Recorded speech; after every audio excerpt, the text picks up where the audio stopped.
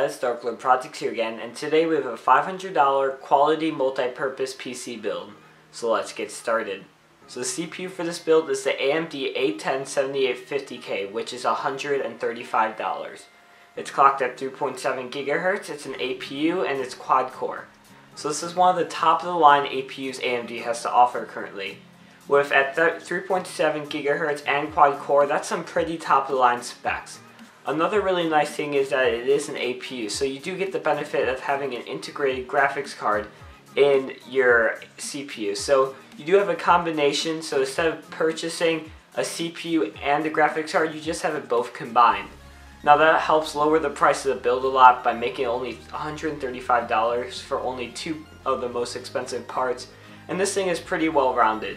It could easily play some video games. I'm not guaranteeing any settings or anything, but it could play some games like Minecraft and League of Legends, while it could also surf the web, do some basic video editing, and use some harder programs like Illustrator without many issues. The motherboard for this build is the ASROCK FM2 A78M ITX Plus, which is $88. It supports high RAM, it's a recommended APU motherboard, and it's mini ITX. Now this is a great motherboard for this build. The first reason why is that it's very highly recommended. I went on Tom's Hardware PC part picker, and they both have pretty high ratings, and in Tom's Hardware it was pretty recommended. So that's the nice thing about this board. Now you know that the community kind of likes it for the most part from what I've seen. And another great thing is that it's mini ITX. Now with this mini ITX motherboard, it allows us to put in a smaller case and keep the overall build pretty small. Another great thing is that it supports the APU. So a lot of motherboards that are FM2 Plus aren't the best when it comes to supporting APUs. Now it's safe to say that this motherboard easily supports the A10 7850K. So there shouldn't be any compatibility issues with the CPU and the motherboard. With the combination of the mini ITX and it being recommended, I think this makes a great fit for this build. The RAM for this build is the CORSAIR Vengeance, which is $90.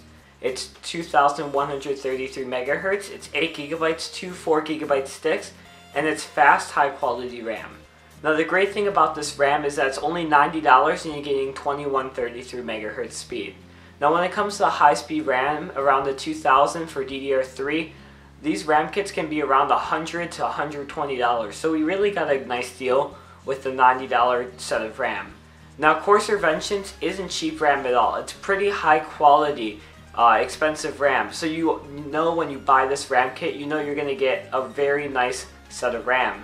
Now it's two 4 GB sticks, which is perfectly fine for this build. You don't really need anything fancy except for it being faster speeds, so it's nice to know that this is high quality RAM with good speeds. And when it comes to using an APU like the A10 7850K, faster RAM really benefits the APU. Because it doesn't have a dedicated graphics card with its own RAM, faster RAM really helps out the processor when it comes to doing more graphics-based processing. So with this faster speed RAM, you know you can easily boost your performance by paying an extra 10 to 20 bucks on the piece of RAM. The SSD for this build is the Crucial MX100, which is $102. It's a 2.5-inch SSD, has 256 GB of storage, and it's a very fast SSD. Now whenever I pick SSDs for my build, this is the one I always usually pick, especially because it has a low price and it has a very low failure rate. Now the Crucial MX100 is one of the top SSDs in my opinion that you could currently buy on the market. Another pro to this is usually you would expect it to have a high price tag for having 256 GB of storage and being so high quality, but it sounds crazy, it's only $100. So I decided to pick this instead of a 3.5-inch HDD because it is smaller and it does have like less vibration compared to an HDD, and it is an SSD, so you are getting faster speeds. So this SSD seemed like a perfect match for the form factor too because it is smaller, the vibration is an issue, so this SSD is perfect for this build. The case for this build is the BITFENIX PRODIGY, which is $71. It's a mini ITX case, it's a well-constructed case, and it has a sleek, small design. Now the great thing about this case is that it's mini ITX. When it comes to mini ITX, it's just more portable in general. Now I wanted to keep it a multi-purpose build, and the first thing I decided to pick was either micro ATX or mini ITX. Now, Mini ITX is a little bit more expensive, but usually when you're buying Mini ITX parts, you tend to also purchase higher quality parts. So the BITFENIX Prodigy doesn't follow, the cheaper Mini ITX cases. This is one of the top of the line cases. The price really does show you that this is going to be a very well constructed case. It's made with top of the line materials, which is great. So if you do plan to move around the case, like bring it to a friend's house, or if you're going on a long trip, you want to bring it with, it shouldn't be a huge issue because it does have the handlebars and it's just a small case in general. Now this case can easily fit all the parts, the power supply, the motherboard, all the parts perfectly fine because we don't have a graphics card. So we don't really have to worry about the case not having enough room for all the parts. Now the last thing I'd like to mention about this case is that the design is very good at this case. I really do like the design. It has a very sleek, round-off design compared to more of the boxy cases around this price range, so I really do like the design of this case, and I think it will look great wherever you decide to put it. The power supply for this build is the ANTEC EA380D, which is $35. It's 380 watts, it's 80 plus bronze certified, and it's a reliable power supply. Now on Pure PC, a lot of people have been kind of complaining because I've been using CORSAIR and EVGA a lot in my builds, and someone recommended me to use ANTEC.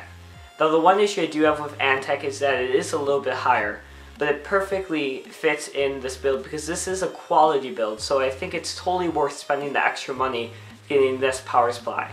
Now it is only 380 watts and 80 plus bronze certified, but this suits the build perfectly fine because we don't have a graphics card. The APU doesn't use that much power at all, so you will have some actually spare power using this power supply. Now a great thing about ANTEC power supplies that I heard is that the warranties are awesome. Now if all the parts break in your build, ANTEC will actually help you pay for the other parts because if it's a power supply failure.